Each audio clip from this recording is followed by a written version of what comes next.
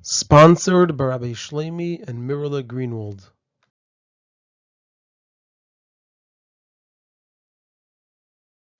This is a Sicha from Likutei Sichos, Chelek Gimmel, Parshas Behaalosecha Sicha Beis, and the topic of the Sicha is that in this week's Parsha we learn the pasuk of Va'ish Moshe Onov Ma'id Mikol Adam Asher Al Pnei Adama.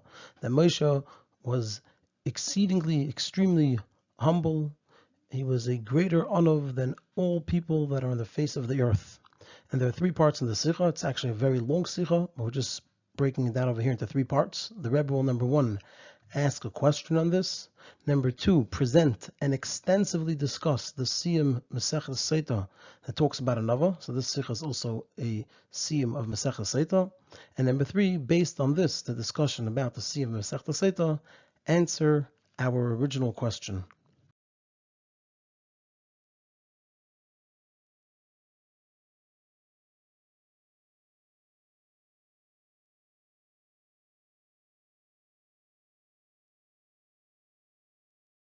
On the pasuk in our parsha, it's towards the end of our parsha. Va'ish Moshe Anav Moed Mikol Adam Asher Al Pnei Adama. That Moshe was exceedingly humble. He was more humble than any person on the face of the earth. So it's not understood over here at all. But Moshe, and we're going to say 8 things. Number 1, he was Kibbul Torah Sinai. Number 2, Hashem taught him Torah for 40 days and 40 nights. Number 3, Hashem gave him the Torah as a gift. Number 4, Moshe Rabbeinu took the Yidden out of Mitzrayim. Number 5, Hashem told him B'cho Yaminu Lo'elam. Number 6, he spoke to the Shekhinah whenever he wanted to. Number 7, he heard the Skenim would get from his Ruach and he wouldn't lose anything. And number 8, compared to the Yidden, he was Ka'ayman Le'yonik, like a nursing mother and a baby that is nursing. And so the question is, how is it possible that he was Anav Mikol Adam, that he was humble, he was more humble than any person on the face of the earth, if he had all of these tremendously great qualities?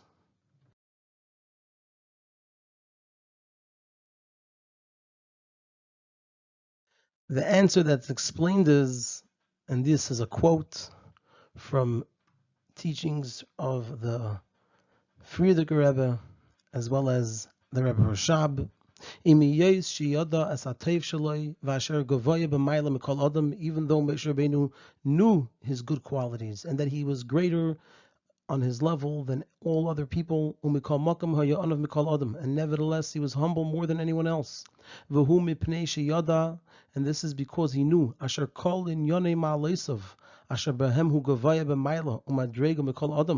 all of his greatnesses, all of his qualities, that with them he was greater in his level and his stature than anyone else. It's from what was given to him from above. And he thought to himself, that if these qualities, if these abilities were by someone else, he would also be on this level and this greatness. And it's possible, and elsewhere it's not even brought down that it's possible, but rather that he thought with certainty, that if someone else had these kaiches that he had, he would reveal these kaiches even more than Moshe Rabbeinu did.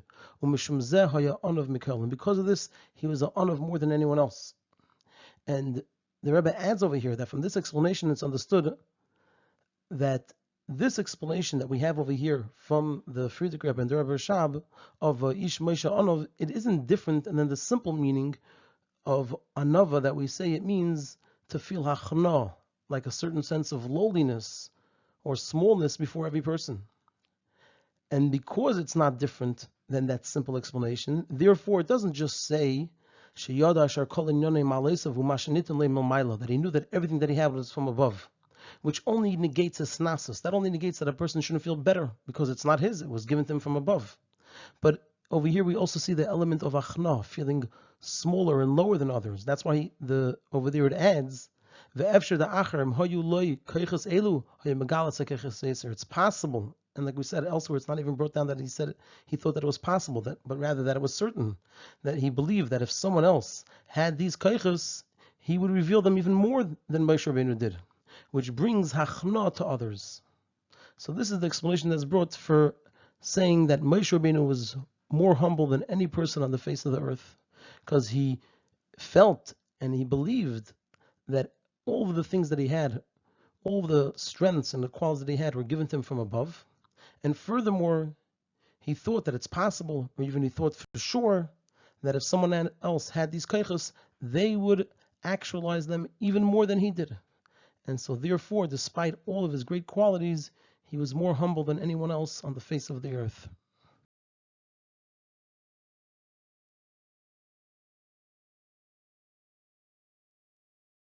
And the question over here is, according to this, we have to understand the main mila of Moshe compared to all others was in regards to his nevuah. And like it's explained in our parsha, the greatness of the nevuah of Moshe Rabbeinu, to the extent that v'loi kom navi eid b'Yisrael k'Moshe, no navi ever existed among the Yidden like Moshe Rabbeinu. And so the question is, nevuah doesn't come through the avodah of a person, but rather it's given milmila. If it comes through the avodah, then what we said until now makes sense. Moshe Rabbeinu believed that if someone else worked on what he had, they would achieve more than he did. However, nevuah doesn't come through avodah, but rather it's given milmila. Hashem just gives it to a person, not as a direct result of what a person did. And in such matters of things that come from above, we can't say that acher hoye megalas hakeiches yeser, someone else would reveal these abilities, these keiches even more, because it's not something Moshe Rabbeinu did himself that he could think someone else would do a better job of it, but rather it's something that was given to him. So if so, why was Moshe Anav Me'oid Mikala Adam when in his most important area, which is the idea of Nevuah, he was a Mamayla Mikal Adam, he was greater than everyone else, and it was something that you can't say someone else would be able to achieve a higher level, since it didn't result from his Avodah, and nobody else through their Avodah would be able to do more, but rather it's given from Hashem.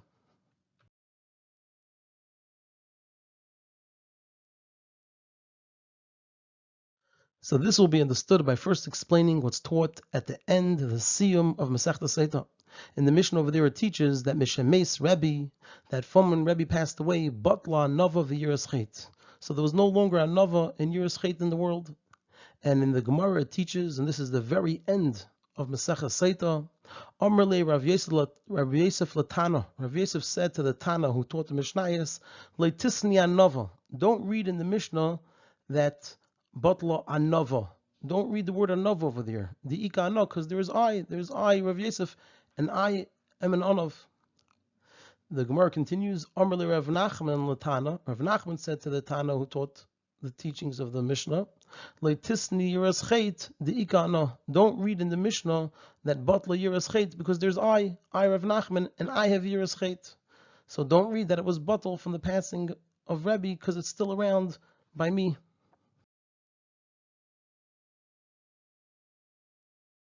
And there are two questions here. And as we'll see, once we ask the second question, just by that question itself, the first question is already removed. So the first question is, both Rav Yosef and Rav Nachman were in the same generation. And it makes sense that each of them recognized the greatness of the other. And like we indeed find, that Rav Yosef said about Rav Nachman that der Shinu Lahani Kroi Kesinai. The way he taught it was just like the way it was given by Har Sinai. It was as if it was being taught by Har Sinai. And Rav Nachman called Rav Yosef with the name Sinai, which is a type of learning that the Tana had a tremendous amount of knowledge in terms of the kamos, the quantity.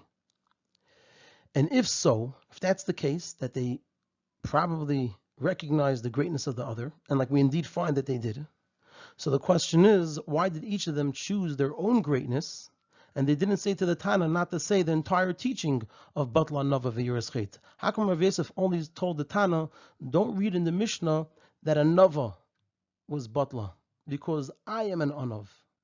And Rav Nachman told the Tana just not to read into the Mishnah that Batla Yiras Chet, because I have Yiras Chet. Why didn't each of them say to the Tana, don't read this entire statement that Batla Nava v'Yiras Chet, because Rav Yosef has a Nava and Rav Nachman has Yiras Chet? And if each of them spoke of their own greatness, they should have certainly spoke and publicized the greatness of their fellow.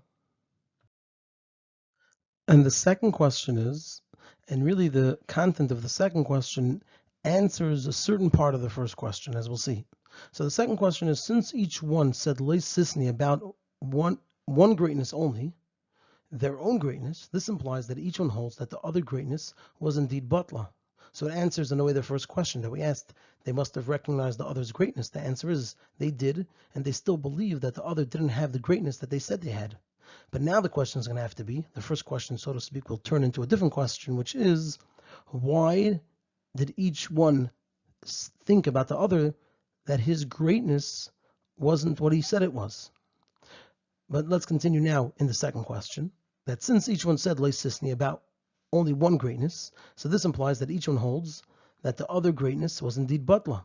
And the question is, what we learned in a brisa of Rabbi Pinchas ben Yair, that anava mevil de yiras. This is a brisa of a teaching of Rabbi Pinchas ben Yair, Mesechus Avodah Zarah, meaning that through anava, because anava brings to yiras, one comes to yiras. So the question is, if so, it's a question of Rav Nachman. How is it possible that the lower level of anava is batla, at the very same time when the greater level of yiras is not batla?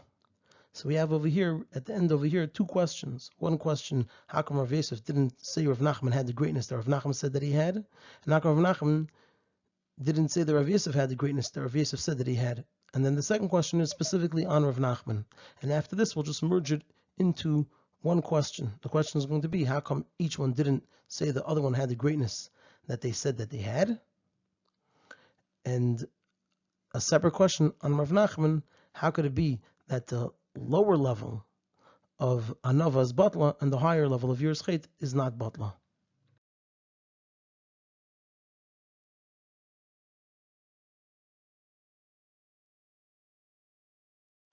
Now, it would seem that we could answer that Rav Nachman holds like the opinion of Rabbi Shua ben Levi. It's brought in the Gemara over there after the opinion of Rabbi Pinchas ben Yair, that Rabbi Shua ben Levi says that anava is greater than yiras. And this is also the opinion of the Yerushalmi, according to the Girsa of Taisvis, that yiras comes before and brings to anava. So anava is greater than yiras. So therefore, it makes sense that Rav Nachman holds that anava is batla and not yiras, which yiras is lower than anava. So that would be the answer for the opinion of Rav Nachman. How is it possible that there's still yiras and there's no longer anava? Because he holds like Rabbi Shua ben Levi, which is also the opinion of the Yerushalmi, that anava is greater than yiras. Yiras is lower than anava, so it's possible that there's still yiras, but there's no longer anava. The lower thing yiras is there, the higher thing anava is no longer there. And according to this, the argument between Rav Yosef and Rav Nachman depends on the argument of Rabbi Pinchas ben Yair and Rabbi Shua ben Levi. Rav Yosef holds like Rabbi Pinchas ben Yair that anava is lower than yiras. So it could be that there's no longer yiras, which is higher, but there's still anava, which is lower. And Rav Nachman holds like Rabbi Shua ben Levi that yiras is lower than anava. And so it could be that there's no longer anava, which is higher, but there is still yiras, which is lower.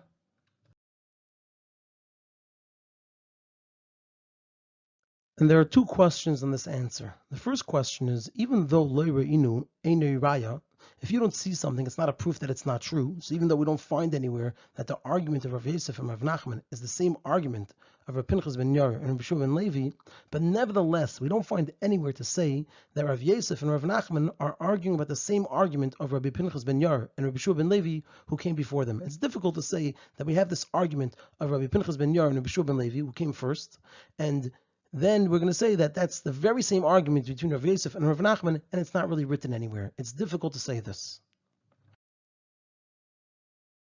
And the second question is, we find that Rav Nachman was Mechasidei Bavel, and Rav Yosef was Sinai, which is the style of learning of the Yerushalmi. And so it will come out that it's the opposite, that Rav Yosef will fit with the Bavli, which, like we said, is the opinion of Rabbi Pinchas ben Yair, which is taught in Talmud Bavli, and Rav Nachman will fit with the Yerushalmi, which we said is the opinion of Rabbi Shua ben Levi, and the way it's taught in the Yerushalmi. So it'll come out that Rav Yosef, who's more like the Yerushalmi, will be fitting over here with the Bavli, and Rav Nachman, who was Mechasidei Bavel, connected to Bavel, will actually fit over here with the Yerushalmi. Now it's understood that Rav Yosef doesn't always have to fit with the Yerushalmi and Rav Nachman with the Bavli. And like we know, they both lived in Bavel, so it's acceptable to say that Rav Yosef will fit with a Bavli. But on the other hand, it's difficult to say that their argument will be in such a way that each takes the other side.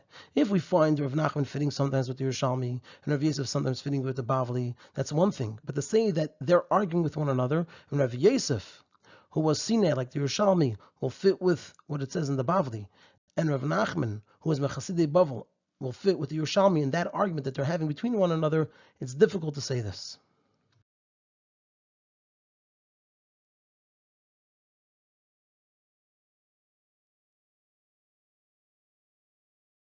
So now we're going to move into another side discussion, really directly related to the previous one.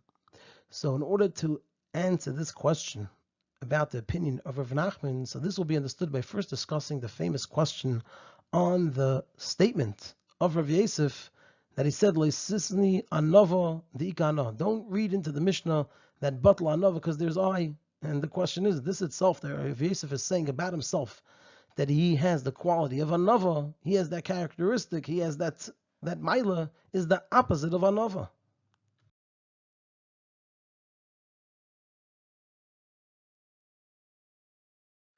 And the explanation in this is, like we said earlier, anava doesn't mean what the world thinks it means, which the world thinks it means shiflus, lowliness, because shiflus is when a person knows and recognizes their level and their loneliness.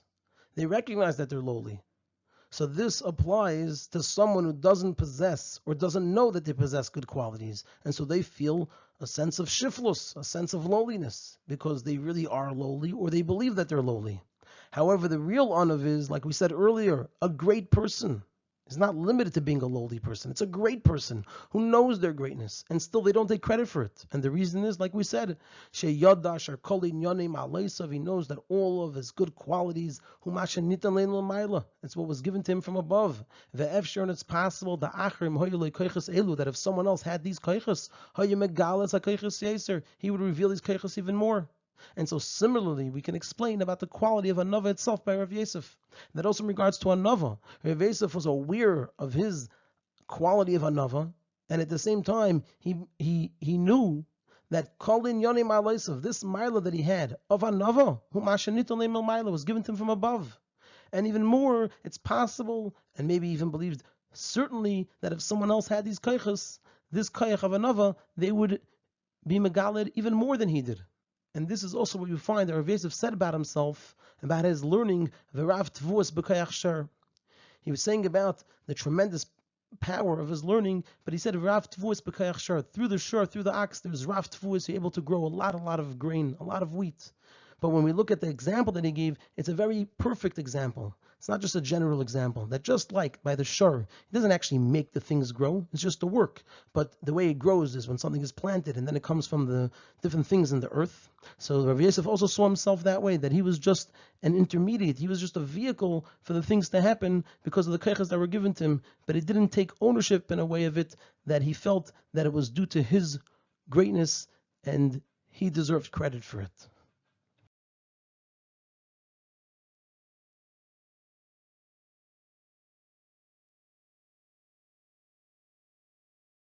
Now we're going to move on to another question about Rav Yosef saying, "Leisisni anava de'ika." However, it's still not understood. The Torah that one learns protects one from the Yetzer Hara. And this greatness that Rav Yosef had, that he was protected from his Yetzer Hara, that he was protected from Chet, from Averis, that doesn't come from the Keiches that he was given Mamaila. The Keiches that he was given Mamaila only allow a person to achieve the level of Sinai, a great level of learning, but they don't make one protected from Chet. But rather, where does that come from, that one is protected from Chet? From the person's work that they achieved the level of Sinai. So, just to point out over here, I'm not clear about what exactly is the question. We'll just finish the question and then explain what it seems like the question is and what is not fully clear to me. So the question is, so how was Rav Yosef an Onav when he knew he became a totally different entity? So it seems over here that the Rebbe is saying two things. Number one is that the Anava only applies with what a person does directly with the koiches they were given. So if Rav Yosef was given tremendous koiches in learning, and as a result he achieved the level of Sinai, so he felt an Onav in that regard, because he knew that it only came from the koiches that he was given from Hashem, and maybe someone else with these koiches would be more successful in revealing these koiches. So in terms of his achieving the level of Sinai, there he had an Anava, because that's a direct result of the koiches that he was given. However, what comes from the Sinai is already removed from the koiches. what comes from the Sinai, that now he is shomer menachet, he's protected from Averis, that's already removed from the Koiches. It's not a direct result from the Koiches. And so it seems the Rebbe is saying, in those areas, there's no place for a Nava. And I'm not sure what the explanation for that is, but that's what it seems like the Rebbe is saying, that since it's not a direct result from the Koiches, but rather the direct result of the Koiches is that he was Sinai.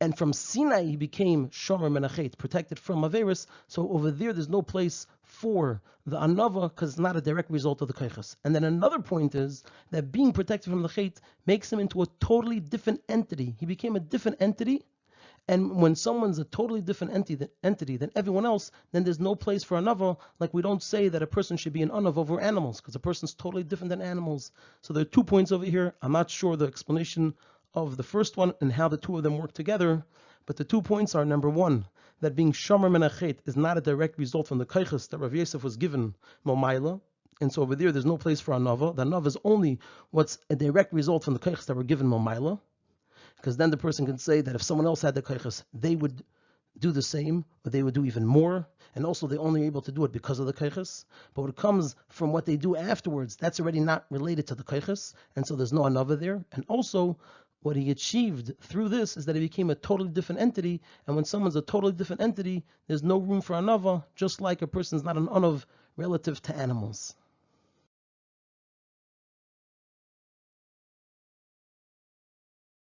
And the answer is that Rav Yosef held that that the Torah protects a person from a chait, it doesn't mean that the Torah is learned on such a high level that it affects a change in the person that they become protected from chait, and they're a totally different person. But rather, Rav Yosef held that the person stays the same, and it's just that the Torah protects the person from chait. And so therefore, just like the learning of the Torah didn't bring Rav Yosef to take credit for himself, because he said it was because of the koiches that were given to him from above, so too he didn't take credit for being protected from chait, since it too is a direct result and continuation of the Torah he learned. It's a direct continuation. Torah has that power. That's the definition of Torah. It protects someone from chait. So if learning the Torah came from the koiches, and the definition of Torah is that it protects someone from chait, so then it's directly related and it results from the koiches that he was given on Mila. And so it's a continuation of the Torah that he learned, and it's not that it made him into a different type of person. So again, we find these two things, that it's a direct result as opposed to coming from the next thing, and also it didn't make him into a different type of person. And so therefore, Rav Yosef was able to have a nava even in that regard, because he didn't see it as being something totally new and different, which is not connected to the koiches, and something that makes him into a different type of person. But rather he saw it as something inherent and built into the definition of learning Torah, which came from the koiches he was given on Mila. And also, it didn't make him into a different type of person, and so therefore he could have a nava also regarding that area as well.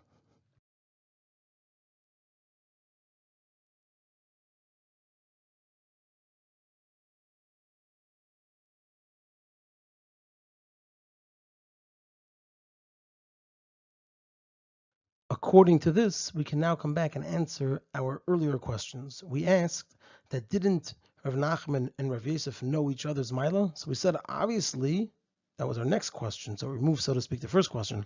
Obviously, they each held that the other one didn't have the Mila that the other one thought that they had. And then the question was, on Rav Nachman specifically, that your scheit is greater than a nava. So how is it possible that a nava which is lower is batla, and your scheit which is higher is not batla? But the first part still has to be explained. We're saying that they obviously held that the other one didn't have the mila that they said that they had. But what's the explanation for that?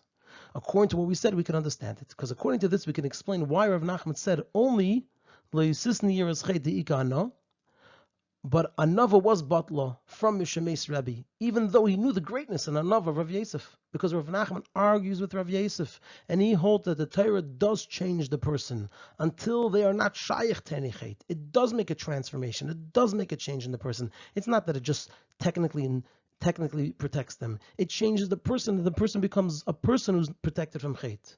And so Rav Yosef cannot be an Anav. Like we explained, that if it changes the person, so then there's no place for Anava anymore. And similarly, we can explain why Rav Yosef didn't say Leisitni Yeschet the Ika Rav Nachman. The Gemara relates the Ime de Rav Nachman bar Yitzchak, the mother of Rav Nachman bar Yitzchak, Amr le Kaldoi, an astrologer told her, Brich gan vahava, your son will be a ganav, he'll be a thief. So the Gemara relates that Lo Shavakti Galuye Reishe, the mother of Nachman, never left him with his head uncovered. Amr Lane, she told Rav Nachman, Kasei Reishach, keep your head covered, Ki hechi teheve aloch imsa deshmaya, so that there should be the fear of heaven on you. And she also told him, Uboy Rachmi, ask Hashem, beg Hashem to protect you. And the Gemara says that one time, Nafal Glima Meilove Reishe, the covering fell off his head, Al Me Yitzrein, his Yitzhahara overpowered him. His Yitzhahara became strong. And the Gemara says a story over there with that he was by a palm tree and he jumped on the palm tree that didn't belong to him and he grabbed from the dates. Now the greatness of a Yareh Chet, when we say someone has Yareh Chet, is not that the person doesn't do a Chet. It's not that they just technically don't do a Chet, because that can come from other reasons, like if they're afraid of being punished, they're afraid of other people. So real Yareh Chet is not just that the person doesn't technically do the Chet, but that one is afraid of the Chet itself. There's actually a fear of the Chet, not of the punishment, not of other people, of the Chet. That's Yareh Chet. Whereas the Yareh Chet of Rav Nachman, when it came to that Yareh Chet, so there Rav Yosef held that since it was through Kisei Reish V'Tfilah, was through having his head covered in Tfilah, so it's not a true Yiras Chet that made him into a different person who has Yiras Chet. And to the contrary, the Kisei Reish had to create in him the Yiras Chet each time. So it wasn't really part of who he was. And even that wasn't enough. And he needed Tfilah. So it wasn't a real Yiras Chet. So that's why Rav Yosef held that the Yiras Chet of Rav Nachman was Yiras Chet, and therefore he didn't say remove Yiras Chet from the Mishnah. And we also see a theme over here. The Rav Yosef held that the change in him from Torah was just a technical change, that the Torah protected him, not that he became a different person. And that's also how we saw the Yiras Chet in Rav Nachman. Rav Nachman was the opposite. He saw in Rav Yosef that the Torah changed him into a different person. And so there's no longer the concept of anava. You can't have anava there. And he also saw in himself that the Yiras Chet was a real Yiras Chet. Now, regarding the second question, which was the question of Rav Nachman, that how could it be that Yiras Chet is not batla and anava is batla if anava is lower than Yiras Chet? So that we're going to answer later on in the Sicha.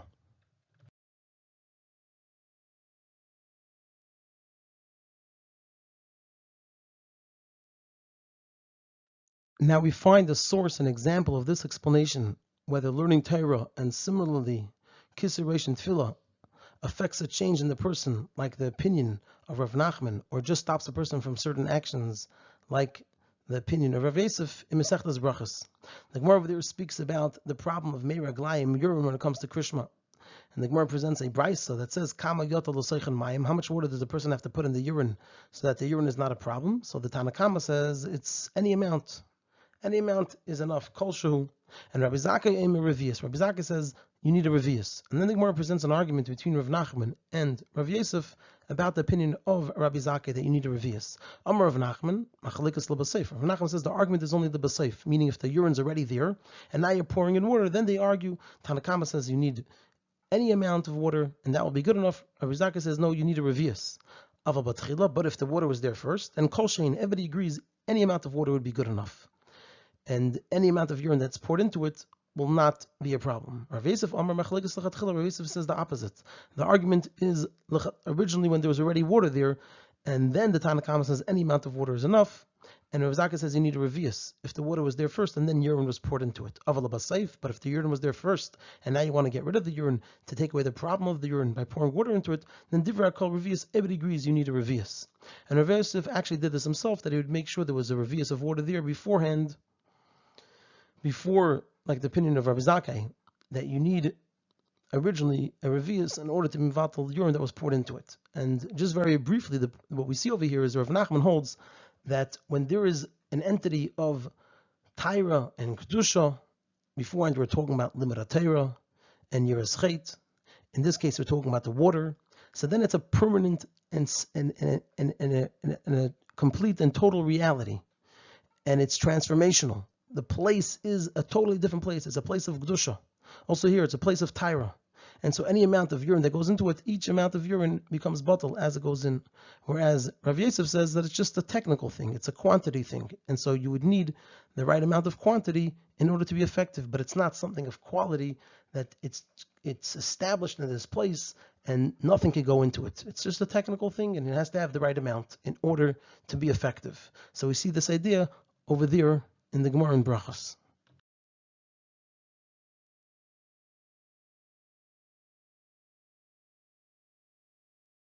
Now we move into a side question based on this answer that we gave for Rav Nachman and Rav Yosef. We move into a side question that relates to our original question at the beginning of the Sicha.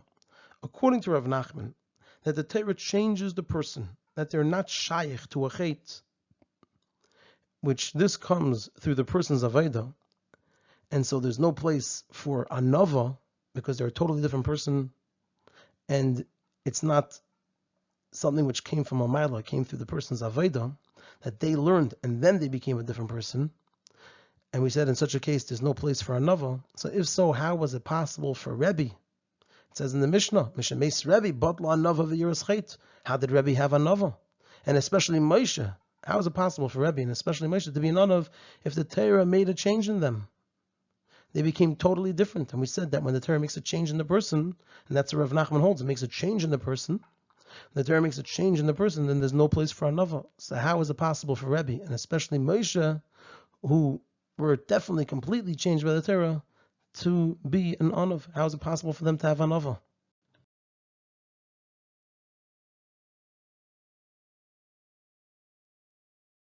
So the answer to this question, and this will also answer the question at the very beginning of the Sicha about the anava of Moshe Rabbeinu, it's explained in Likutei regarding the argument between Rabbi Pinchas ben Yair and Rabbi Shua ben Levi, whether like Rabbi Pinchas ben Yair, anava is lower than Yiras Chet, or whether like Rabbi Shua ben Levi, that anava is greater than Yiras Chet, and it's actually the greatest of all the levels that are spoken about over there. So it's explained in Likutei that there are different levels of anava, and each of them is talking about a different one. The anava that brings to Yiras Chet is the level of bina. Like we'll see, it's related to a cheshbon, to a calculation a person makes to determine to come to the understanding and the realization that everything they have is from Hashem, and even furthermore, if someone else had their abilities, their kaiches, they would maybe reveal them even more than they did. And then there's the anava that is the greatest of all the levels. That's the level of keser. And in a more simple style, more simple signon, anava of bina comes from a cheshbon. Bina is connected to understanding, so it comes from understanding and thinking. And then there's the anava of keser, is anava be'etzim. It's just the essence of the person. It's a state of anava, like we'll elaborate more on in the next section. And so this answers our question about the anava of Rabbi and the anava of Moshe Rabbeinu, that was anava be'etzim. And this also answers one of our earlier questions about how could it be that Yiras Chet is not batal and anava is batal if anava is lower than Yiras Chet. Because the anava of the Mishnah, according to Rav Nachman, because this is all a question of Rav Nachman that said that Yiras Chet is not batal and anava is batal. So according to Rav Nachman, the anava of the Mishnah is the anava of anava be'etzim, which is a very, very high level, and that's higher than Yiras Chet. And therefore it's possible that a nava is batal because it's the highest of all levels. It's the nava of Rabbi Shua ben Levi, and Yiras Chet is not batal.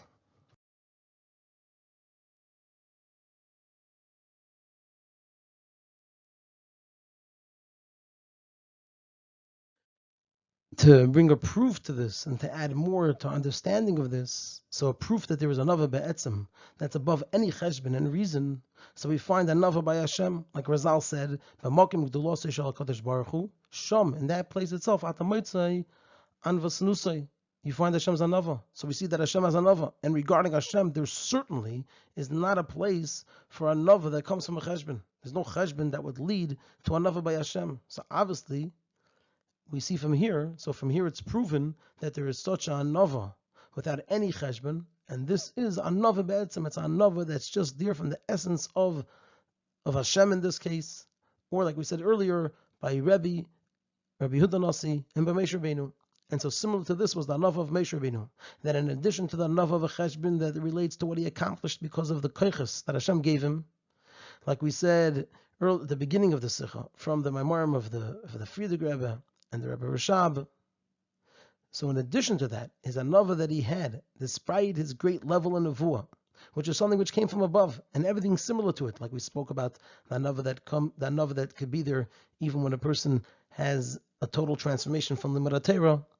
So the anava that he had, despite all of those things, that was not from a cheshbon, but that was because he was an anav be'etzim. It came from the essence of his being, a state of being an anav.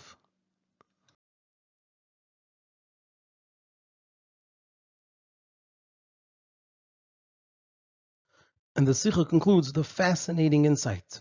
It's known that specifically through the way of learning of Bavli, which is a way of learning of questions and difficulties and darkness, and then coming to the true understanding, so it's specifically through the way of learning of the Bavli, one is able to reach the level of Keser Shalamayla Mishtalshalos. Whereas through Yerushalmi, a person can't reach such a high level.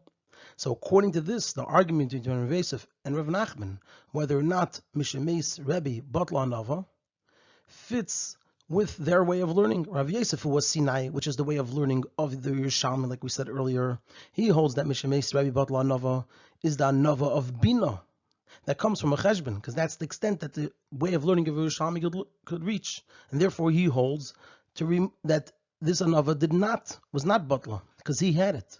And Rav Nachman, who is from Chasidei Bavel, he holds that Mishemes Rebbe batla anava is the anava of Keser that comes from the anava be'etzem, and so therefore he held that level of anava, even though there's still Yiras Chet, but that level of anava was batla because it's so much higher than Yiras Chet.